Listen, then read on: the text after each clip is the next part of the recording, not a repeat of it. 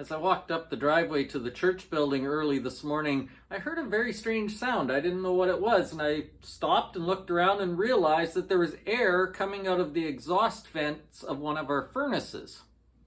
Our church building has 3 furnaces, 2 in the main auditorium and then one that does the rest of the building, like my office.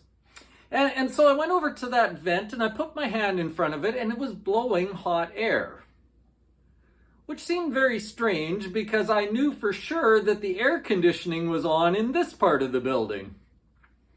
So I went in and looked around, and sure enough, someone, probably thinking that they were shutting the air off, actually flipped the switches to heat. So the west end of our building was trying to heat all the air, and the east end of our building, the furnace was trying to cool the air.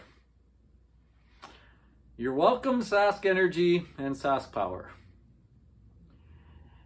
When I shut the furnace off, I got thinking about that for a second, because I think I know lots of people who live their lives that way. In fact, I live my life that way sometimes. We live at cross purposes. We have intentions that go this way, but our actions take us that way. We know what is right, but we do what is wrong. We want to be better husbands or wives or fathers or grandmothers or children, but we just end up not being able to do it. If you've got time, go read Romans chapter 7. The Apostle Paul talks about that sort of thing in there. He says, the things I want to do, I can't do. I just don't.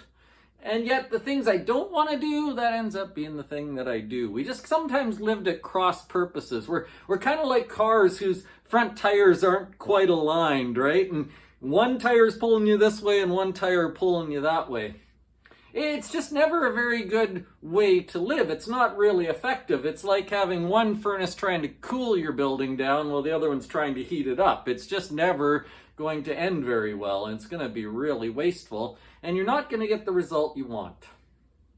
That's what the Proverb says in Proverbs chapter 3, verse 21. It says this, "My son, preserve sound judgment and discernment. Do not let them out of your sight. They will be life for you, an ornament to grace your neck." The writer writing to his child says, here are 2 things to just keep holding on to. I want you to hold on to sound judgment and discernment. Both of those words carry with it the idea of making good choices, of making choices that are aligned with your goals, of thinking long term, which is often the biggest problem. We don't think far enough down the road. We just think about what we want right now. So the proverb writer wants his child to preserve sound judgment and discern them and not let them out of his sight. Because if he does, it will be an ornament around his neck, and it will be a graceful sort of thing. It will be a beautiful sort of thing. It will be good. Because their life will be going in the same direction rather than fighting against itself. So maybe just a quick question for you today. Are your goals aligned?